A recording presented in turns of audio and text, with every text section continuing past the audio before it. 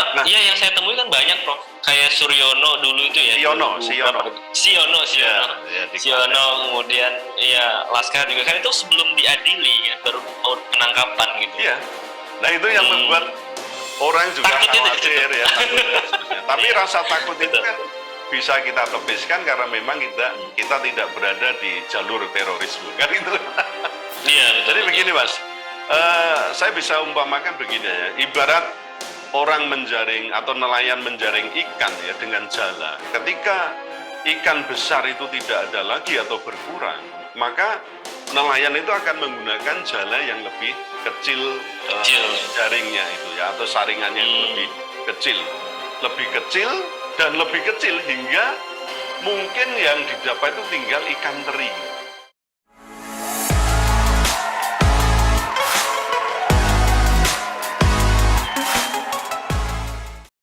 Baik, Assalamualaikum warahmatullahi wabarakatuh. Balik lagi di segmen Tanya Profesor. Ya, seperti biasa kita akan mengulas satu tema-tema viral dalam sudut pandang yang radikal, ramah, terdidik, dan berakal.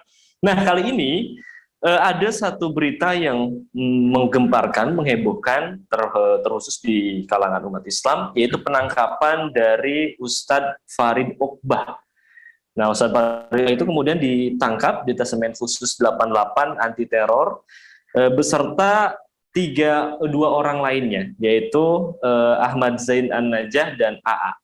Nah, ketiganya ini diduga berperan di organisasi Jamaah Islamiyah atau JI.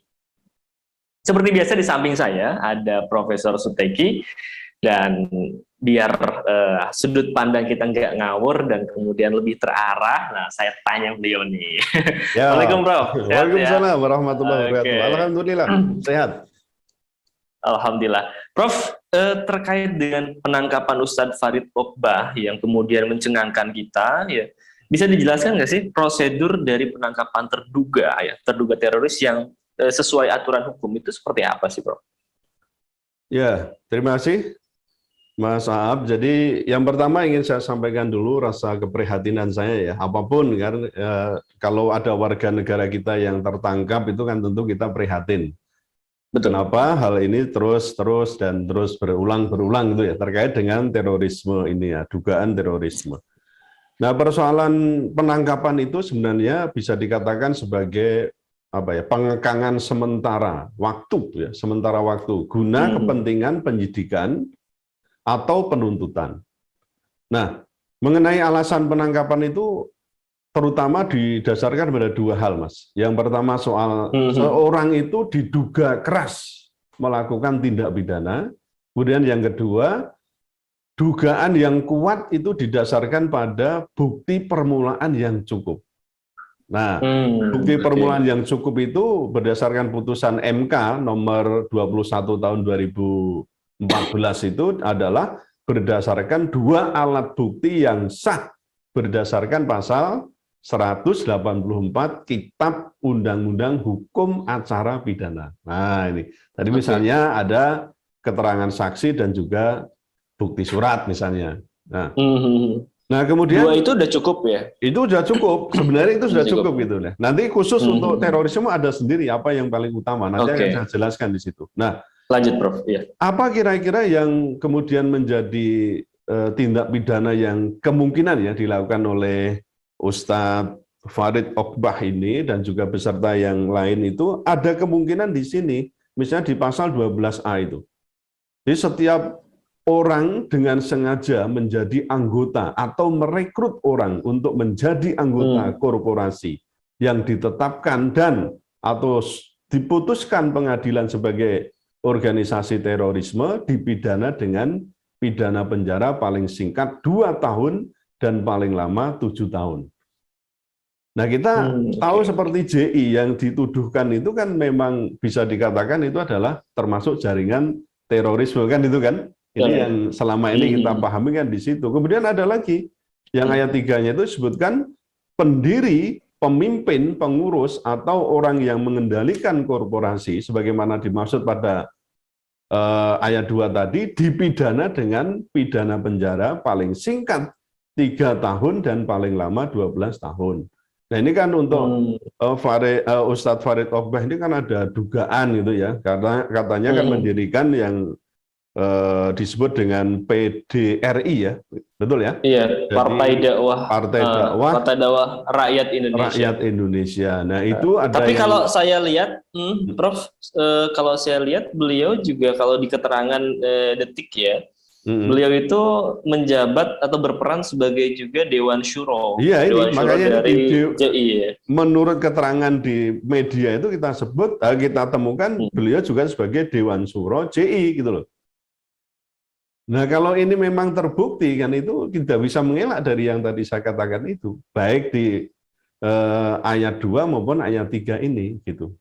Oke, saya lanjutkan ya. Kemudian yang kedua yang perlu kita pahami. Dalam tindak pidana terorisme, landasan hukum tindakan penangkapan oleh Densus 88 itu, Densus 88 anti teror kan itu ya. Itu didasarkan pada pasal 28 Undang-Undang Terorisme, yaitu bahwa penyidik dapat melakukan penangkapan terhadap setiap orang yang diduga melakukan tindakan terorisme berdasarkan bukti permulaan yang cukup untuk jangka waktu 14 hari. Nah itu pun nanti bisa kemudian ada, kalau misalnya belum cukup, nanti Densus bisa mengajukan ke pengadilan negeri untuk diperpanjang 7 hari lagi. Itu baru tahap penangkapan. Nanti kalau sudah ditangkap itu kemudian ditetapkan sebagai tersangka, itu ada tahap penahanan. Itu bisa ratusan hari itu. Ya. Untuk di tahap penahanan itu sampai nanti maju ke ke kejaksaan maupun di pengadilan, itu diatur dalam pasal 28 tadi Undang-Undang Terorisme. Nah, sebenarnya hak dan kewajiban itu sudah juga ada ya di undang-undang atau di kitab undang-undang hukum acara pidana, kemudian juga undang-undang terorisme ada. Cuma persoalannya di sini kan bagaimana nanti supaya penangkapan itu tetap berdasarkan pada prinsip-prinsip atau berorientasi pada hak asasi manusia. Karena dalam hal penangkapan, penahanan itu kalau tidak atau melanggar hak asasi manusia, justru penyidik itu bisa dikenakan pidana itu ya. Ini ketentuan yang baru sekarang ya. Kalau yang dulu kan tidak semacam itu, yang undang-undang lama ya. Yang baru ini sudah ada penambahan bahwa harus berdasarkan pada hak asasi manusia juga. Nah, kemudian yang ketiga, salah satu ketentuan khusus ya dalam Undang-Undang Tindak Pidana Terorisme itu kan masalah penyelidikan, itu terutama adanya keterlibatan lembaga yang disebut dengan lembaga non-yudisial, yaitu penggunaan laporan intelijen dalam memperoleh bukti permulaan yang cukup.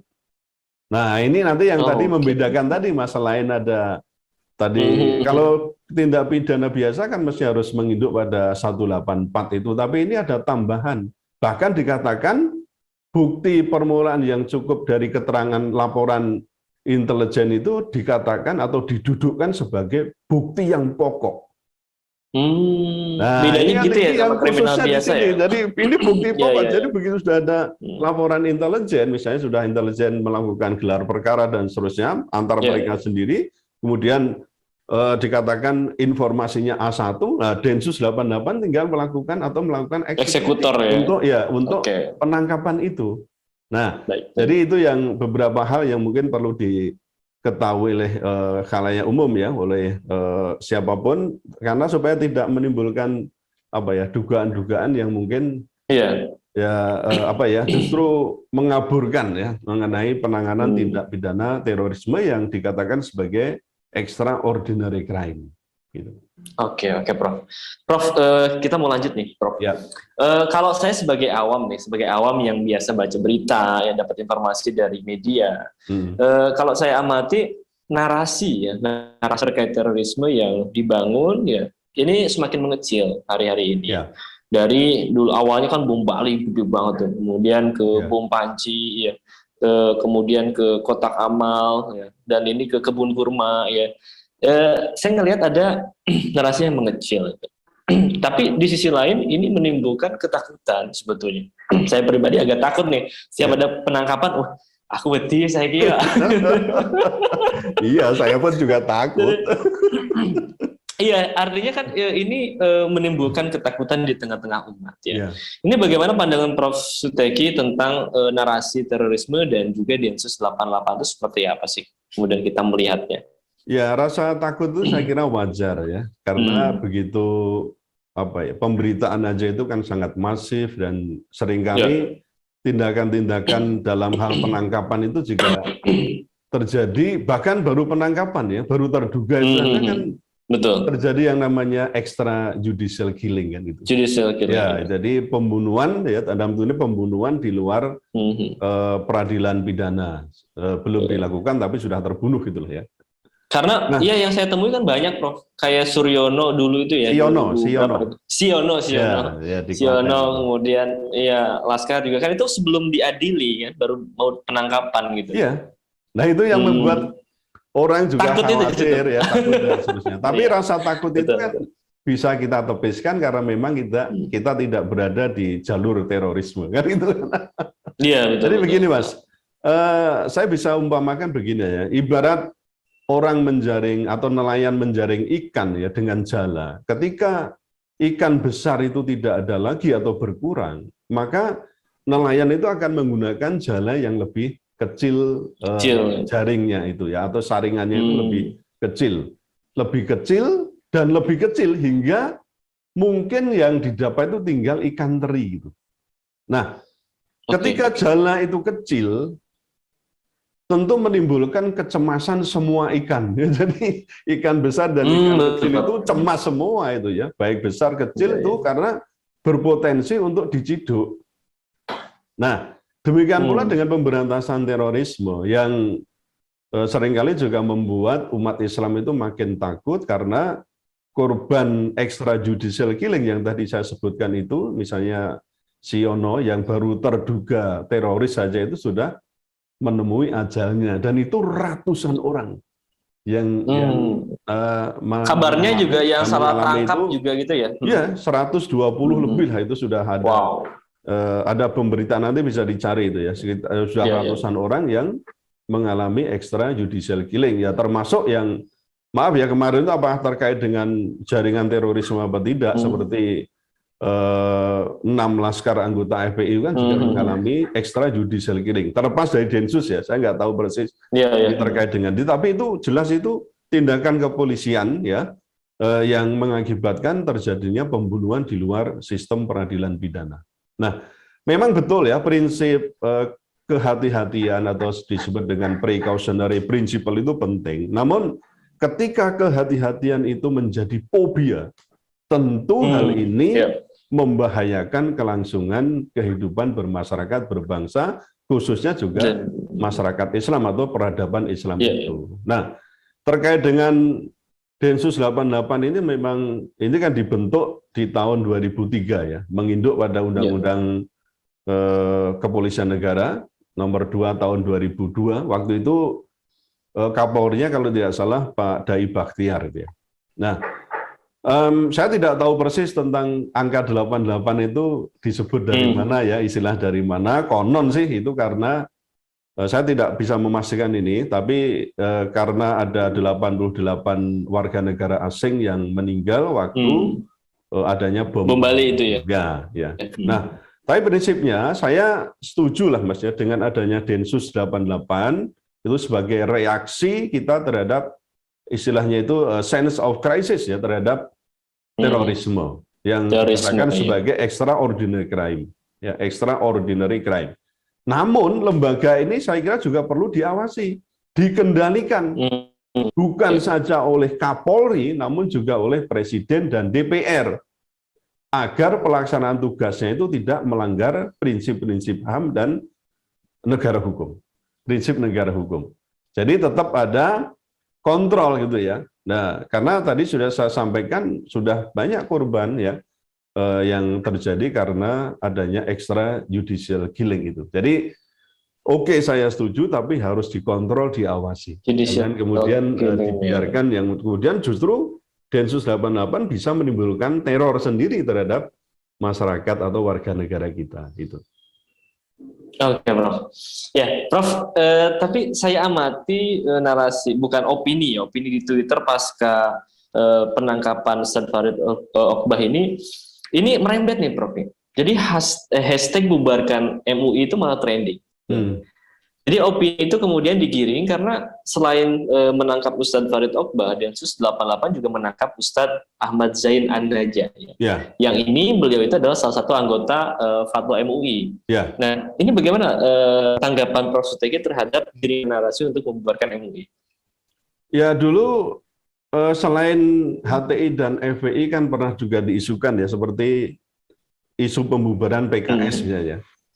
Yang itu ramai diperbincangkan, ya, khususnya menyusul pernyataan mantan Badan Intelijen Negara, ya, Pak A.M. Hendro Priyono itu yang mengungkapkan bahwa pembubaran selanjutnya akan dihadapkan pada organisasi yang melindungi FPI. Nah, saya nggak tahu ini organisasi yang melindungi FPI itu apa, apakah termasuk MUI, apakah termasuk PKS misalnya, ini kita ngomong partai ya, karena kalau ormas saja, MUI itu kan juga ormas. Jadi ada kemungkinan begitu. Juga ada, saya lupa itu siapa yang menyatakan bahwa nanti nih setelah HTI dan FPI akan menyusul nih pembubaran Muhammadiyah, kemudian PKS, kemudian MUI, ya termasuk MUI itu disinggung di situ. Nah, saya kurang, saya cari-cari apa itu waktu itu Ustadz siapa yang menyampaikan. Tapi ini sempat juga mengemuka di dunia maya ya, soal siapa yang akan menyusul setelah HTI dan FPI itu. Nah, prinsipnya begini Mas, meskipun ada anggota atau pengurus MUI itu diduga terlibat dalam tindak pidana terorisme, usulan pembubaran MUI itu tidak beralasan secara hukum. Nah, misal begini ya, dalam tubuh DPR itu kan banyak juga kita temukan terpidana kan, koruptor kan, ya. Bahkan dalam kepolisian negara kita juga kita temukan banyak juga koruptor, perampok ya, yang ikut merampok gitulah maksudnya, ada pemerkosa, ada pemeras, ada pemasok senjata ke teroris Papua misalnya. Tapi apa ada tuntutan untuk membubarkan DPR, membubarkan kepolisian, kan enggak ada. Nah, akhirnya kan kita ngomong itu oknum kan itu kan. Jadi kalau kita kembali ke situ ya, ini oknum misalnya loh, ini misalnya nanti terbukti, ini kan oknum. Jadi nggak mungkin juga dari lembaga-lembaga itu misalnya nanti terjadi itu lepas dari ya pengaruh-pengaruh dari yang luar. Jadi tapi tidak berarti kemudian bubarkan MUI loh, apa hubungannya gitu loh. Jadi kalau ada yang orang yang di situ buruk, bukan lalu lembaganya yang dibubarkan. Nah, nanti kan kalau kita di negara luar misalnya Indonesia banyak juga temukan ada teror semacam-macam. Kalau gitu Indonesia harus digempur ini, harus diserang, kayak gitu. Ya kan tidak pas itu. Ya, jadi harus kita pisahkan ini ya. Kita kembali ke pernyataan-pernyataan itu. Itu oknum gitu aja. Jadi nggak tepat kalau sampai kemudian ada usulan untuk membubarkan MUI. Tapi kalau ini agenda ya dalam tanda kutip itu orang mengatakan PKI gaya baru misalnya. Nah, saya nggak, karena semua itu kemungkinan ada kan itu kan, komunisme itu sampai sekarang kan tetap ada dan itu musuh umat Islam. Nah, itu jelas, jangan dikira itu tidak ada kaitannya sama sekali. Kalau mau dikait-kaitkan semua serba mungkin. Hubungan pengaitan itu selalu ada begitu. Betul. Oke. Nah, berlanjut ke pertanyaan berikutnya nih, Prof. Ya. Semua lumrah ya, ini bisa juga dibilang bahwa hampir 100%, ya, 100% Prof. Teroris yang kemudian ditangkap di Indonesia itu beragama Islam kan.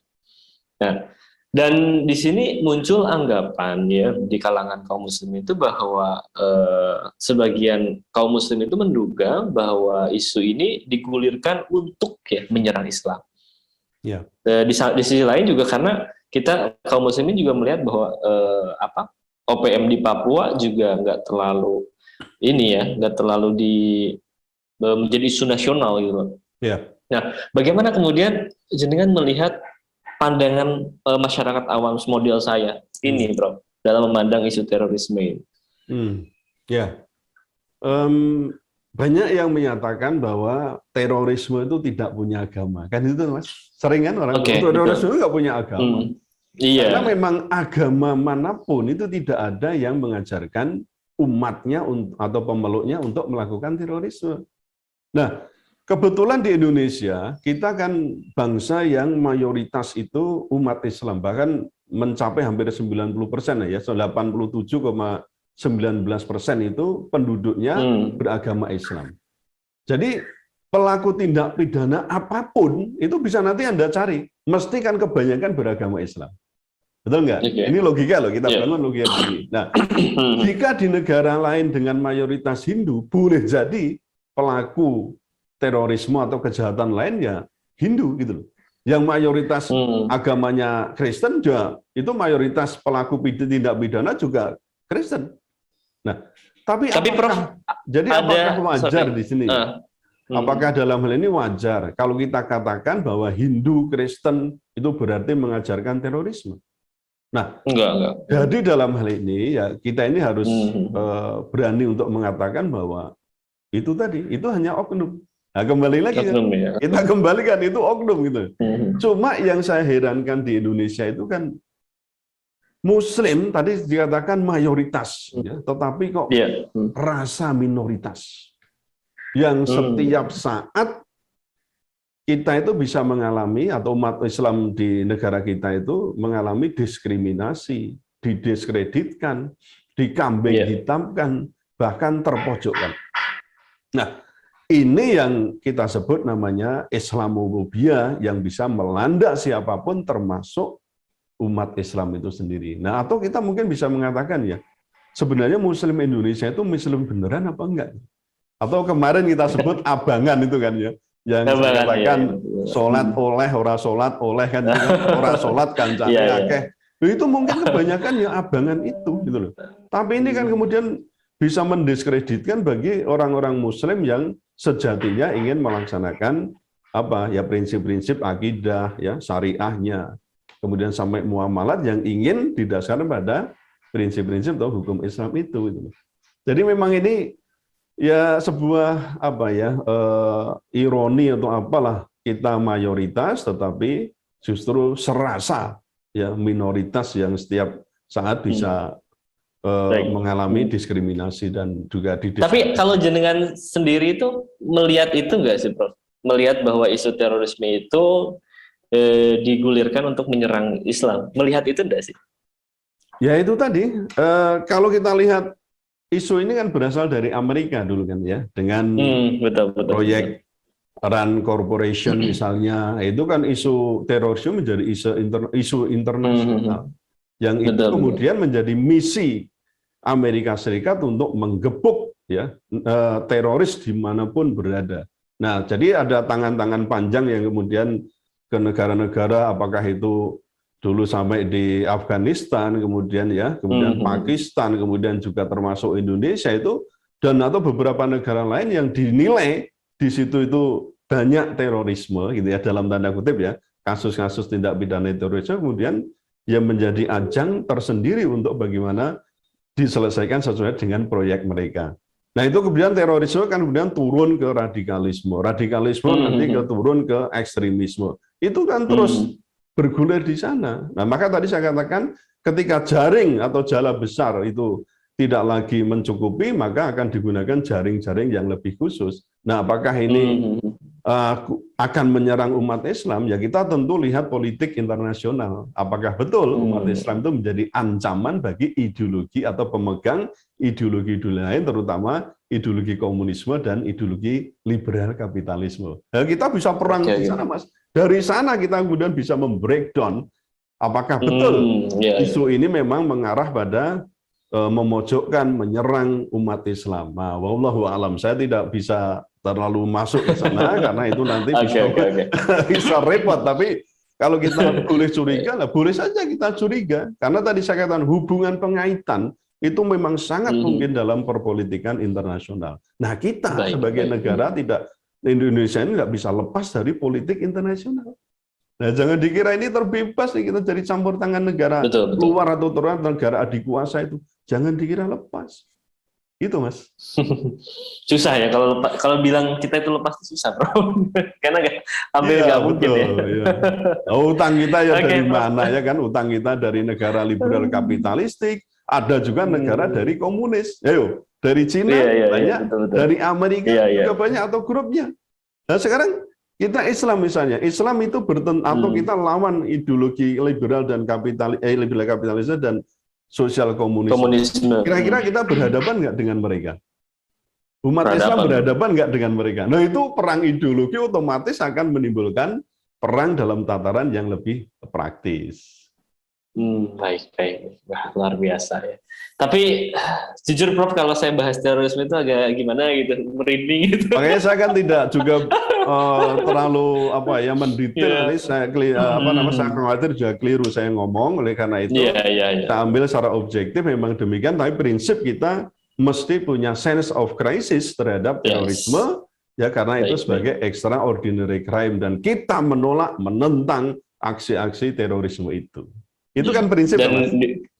Iya betul banget. Dan kita juga menegaskan bahwa terorisme bukan bagian dari umat Islam. Iya betul. Terorisme bukan bagian dari ajaran Islam dan Islam tidak mengajarkan terorisme.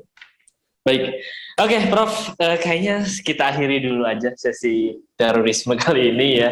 Mungkin nanti next episode kita gali lebih dalam ya tentang beberapa isu viral, terkhusus juga isu politik dan juga hukum. Dan seperti biasa untuk rekan ya, puan dan tuan semua yang nonton video ini, jangan lupa untuk like, share, comment, and subscribe channel Prof. Suteki. Dan seperti biasa, salam radikal ya. Ramah, terdidik dan berakal. Baik, assalamualaikum warahmatullahi wabarakatuh. Waalaikumsalam warahmatullahi wabarakatuh.